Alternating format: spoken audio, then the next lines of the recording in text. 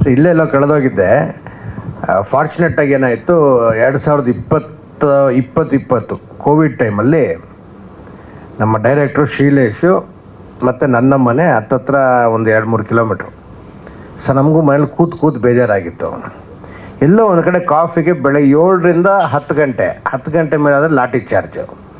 So ಆ ಟೈಮಲ್ಲಿ ನಾವು ಕಾಫಿಗೆ ಸಿಗ್ತಾಯಿದ್ವಿ. ಆವಾಗ ಈ ಪೆಪ್ಪೆಯ ಸಿನಿಮಾ ಕತೆ ಡಿಸ್ಕಷನ್ ಸ್ಟಾರ್ಟ್ ಆಯಿತು.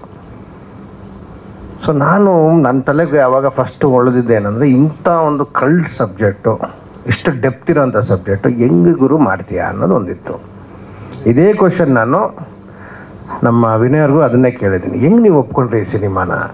ಈ ಕತೆ ಕೇಳಿದಾಗ ಮಾಡ್ಬೋದಾ? ಇಷ್ಟೊಂದು ವಿಷಯಗಳು ತುಂಬಿರೋಂಥ ಒಂದು ಕಥೆಯಲ್ಲಿ ಯಾವ ಥರ ಇವರು ಅದನ್ನು ನಿಭಾಯಿಸ್ತಾರೆ ಅನ್ನೋದು ಒಂದು ದೊಡ್ಡ ಕ್ವಶನ್ ಮಾರ್ಕ್. ಸೊ ಪ್ರಾರಂಭ ಆಯಿತು. ಅಲ್ಲಿಂದ ಪ್ರೊಡ್ಯೂಸರ್ ಸಿಕ್ಕಿದ್ರು, ತದನಂತರ ಇವರು ಡೇಟ್ಸ್ ಕೊಟ್ಟರು, ಸಿನಿಮಾ ಸ್ಟಾರ್ಟ್ ಆಯಿತು. ಆಮೇಲೆ ನನಗೆ ಹೇಳಿದ್ರು, ಸರ್ ಆ ಗುಣ ಕ್ಯಾರೆಕ್ಟ್ರ್ ನಿಮ್ಗೆ ಗೊತ್ತಲ್ಲ? ಹಾಂ ಗೊತ್ತು. ಅದು ಯಾಕೆ ನೀವೇ ಮಾಡಬಾರ್ದು? ಅಲ್ಲ ಇದು ಸುಮ್ಮನೆ ಒಂದಷ್ಟು ರೀಸನ್ಸ್ ಕೊಟ್ಟೆ. ಯಾಕಂದರೆ ಇಲ್ಲಿವರೆಗೂ ಮೇನ್ ಫ್ಲಜ್ಡಾಗಿ ಸಿನಿಮಾ ಮಾಡ್ಕೊಂಡು ಬಂದಿರೋನು ಯಾಕೆ ನಾನು ಕ್ಯಾರೆಕ್ಟ್ರ್ ಮಾಡಬೇಕು ಅನ್ನೋದು ನನ್ನಲ್ಲೂ ಇತ್ತದು. ಬಟ್ ಗುಣನ ಕ್ಯಾರೆಕ್ಟ್ರು ಈ ಸಿನಿಮಾಗೆ ಒಂದು ಮುಖ್ಯವಾದಂಥ ಒಂದು ಕ್ಯಾರೆಕ್ಟ್ರು. ಗುಣನ ಕ್ಯಾರೆಕ್ಟ್ರೇ ಅಂತಲ್ಲ, ಇವಾಗ ನನ್ನ ಪಕ್ಕದಲ್ಲಿ ಸರ್ ಕೂತಿದ್ದಾರೆ, ಅವ್ರದ್ದು ಮಲ್ಪೆ ಕ್ಯಾರೆಕ್ಟರ್ ಅಂತೂ ಇಡೀ ಸಿನಿಮಾ ರೆಗ್ಯುಲರ್ ಹಾಕೊಂಡು ಹೋಗುತ್ತೆ. ಹೆಂಗೆ ಪೆಪ್ಪೆ ಒಂದು ಕಡೆಯಿಂದ ಹೋಗ್ತಾರೋ ಅದೇ ಥರ ಮಲ್ಪೆ ಕೂಡ ಹಂಗೆ ಹೋಗ್ತಾರೆ. ಸೊ ಹಾಗಾಗಿರೋದ್ರಿಂದ ಗುಣ ಒಂದು ಭಾಳ ಇಂಪಾರ್ಟೆಂಟ್ ಕ್ಯಾರೆಕ್ಟ್ರು. ಆ ಕ್ಯಾರೆಕ್ಟ್ರ್ ಬಗ್ಗೆ ಅವ್ರು ಮತ್ತೆ ನಾನೊಂದು ಸ್ವಲ್ಪ ರೀವರ್ಕ್ ಮಾಡಿದ್ದೀನಿ, ಹೇಳ್ತೀನಿ ಕೇಳಿ ಅಂತ ಹೇಳಿದಾಗ ನಿಜವಾದ ಶ್ರೀಲೇಶು ಬೇರೆ ವಿಭಿನ್ನವಾಗಿ ಅದನ್ನು ಮಾಡಿದರು. ಅದ್ರ ಜೊತೆಗೆ ಪ್ರೊಡ್ಯೂಸರ್ ಅವರು, ಸರ್ ನೀವು ಮಾಡಿ, ನಮಗೆ ಬೇಕು. ಇವಾಗ ವಿನಯ್ ಸರ್ ಇದ್ದಾರೆ, ಅದ್ರ ಜೊತೆಗೆ ನಿಮ್ಮಂಥವ್ರು ಇನ್ನೊಂದಷ್ಟು ಶಕ್ತಿ ತುಂಬಿದಾಗ ಸಿನಿಮಾಗೆ ಇನ್ನೊಂದಷ್ಟು ಶಕ್ತಿ ಸಿಗತ್ತೆ ಅಂತ.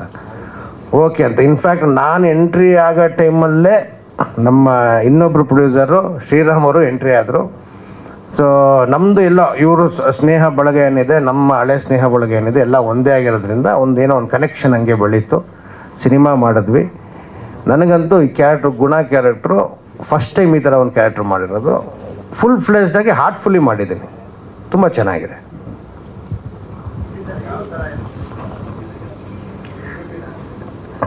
ಸರ್ ನೆಗೆಟಿವ್ ಪಾಸಿಟಿವ್ ಅನ್ನೋದು ಈ ನಮ್ಮ ಪೆಪ್ಪೆ ಸಿನಿಮಾದಲ್ಲಿ ನೀವು ಯಾವ ಕ್ಯಾರೆಕ್ಟರ್ಗೂ ಹೇಳೋಕ್ಕಾಗಲ್ಲ. ಎಲ್ಲರೂ ಪಾಸಿಟಿವೇ, ಎಲ್ಲರೂ ನೆಗೆಟಿವೇ.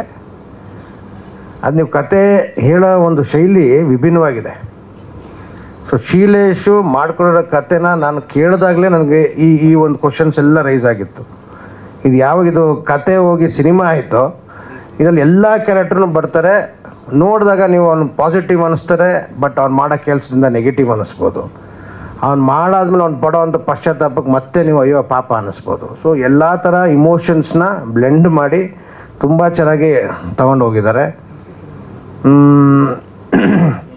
ಒಂದು ನಾನು ಹೇಳೋಕ್ಕೆ ಇಷ್ಟಪಡೋದೇನೆಂದರೆ, ಸಿನಿಮಾನ ನಾನು ಇಲ್ಲಿವರೆಗೂ ಕಂಪ್ಲೀಟಾಗಿ ಕೂತ್ಕೊಂಡು ನೋಡಿಲ್ಲ. ನಾನು ನಿಮ್ಮ ಥರನೇ ಥಿಯೇಟ್ರಲ್ಲಿ ಫಸ್ಟ್ ಶೋ ಕೂತ್ಕೊಂಡು ನೋಡಬೇಕು ಅನ್ನೋ ಕುತೂಹಲದಲ್ಲಿ ಇದ್ದೀನಿ. ಬಟ್ ನನ್ನ ಕ್ಯಾರೆಕ್ಟ್ರು, ಪೆಪ್ಪೆ ಅವ್ರ ಕ್ಯಾರೆಕ್ಟ್ರು ಮತ್ತು ಮಲ್ಪೆ, ನಮ್ಮೂರು ಜನ ನಾನು ಮಾಡಿದ್ದೀನಿ ಇವ್ರುಗಳ ಜೊತೆಗೆ ಮಾಡಿರೋದ್ರಿಂದ, ಕತೆ ನನಗೆ ಗೊತ್ತಿರೋದ್ರಿಂದ ಕತೆ ಭಾಳ ಚೆನ್ನಾಗಿದೆ. ಅದನ್ನು ಮೇಕಿಂಗ್ ಯಾವ ಮಟ್ಟಕ್ಕೆ ಮಾಡಿದ್ದಾರೆ ಅಂತ ನಿಮ್ಮ ಥರನೇ ನಾನು ತುಂಬ ಇಂಟ್ರೆಸ್ಟೆಡ್ ಆಗಿದ್ದೀನಿ. ಇದೇ 30ಕ್ಕೆ ರಿಲೀಸ್ ಆಗ್ತಾಯಿದೆ. ನಿಮ್ಗಳ ಜೊತೆಗೆ ಕೂತ್ಕೊಂಡು ಸಿನಿಮಾ ನೋಡ್ತೀನಿ. ಆವಾಗ ನೀವು ಕೇಳೋ ಪ್ರಶ್ನೆ ಬೇರೆ ಥರ ಇರುತ್ತೆ ಅಂತ ನಾನು ಅಂದ್ಕೊಂಡಿದ್ದೀನಿ. ಸರ್ ಮಧ್ಯದಲ್ಲಿ ಒಂದು ರಾಜೀವ ಮಾಡಿದೆ, 2019-20 ರಿಲೀಸ್ ಆಯಿತು. ಅದೇ ಟೈಮಲ್ಲಿ ಕೋವಿಡ್ ಬಂತು. ಕೋವಿಡ್ ಜೊತೆಗೆ ಅದು ಕೆಮ್ಮ ಥರ ಹೊಟ್ಟೋಯ್ತು ಸರ್. ಸೊ ಹಾಗಾಗಿ ಇನ್ಫ್ಯಾಕ್ಟ್ ಏನು ಇಲ್ಲಿವರೆಗೂ ನಾನು ಮಾಡಿಲ್ವೋ ಅದನ್ನು ವಿಭಿನ್ನವಾಗಿ ಇವಾಗ ಮಾಡ್ತಾ ಬರ್ತಾಯಿದ್ದೀನಿ. ಸೊ ನೀವು ಹೊಸ ಮಯೂರನ ನೋಡೋದಂತೂ ಸತ್ಯ ಸರ್.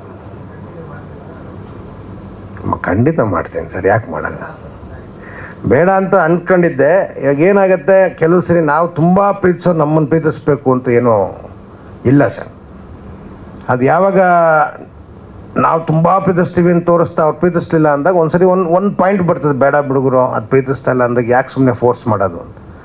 ಇವಾಗ ಮತ್ತೆ ಅದೇ ಹುಡ್ಕೊಂಬಂದಾಗ ಯಾರು ಬಿಡ್ತಾರೆ ಸರ್? ನೀವು ಬಿಡಲ್ಲ, ನಾನು ಬಿಡಲ್ಲ, ಎಲ್ಲರೂ ಮತ್ತೆ ಹೋಗಿ ಹಿಡಿತೀವಿ. ಸೊ ಹಂಗೆ ಹಿಡ್ಕೊಂಡು ಪ್ರೀತಿಸೋಣ ಅಂತ ಇದ್ದೀನಿ ಸರ್.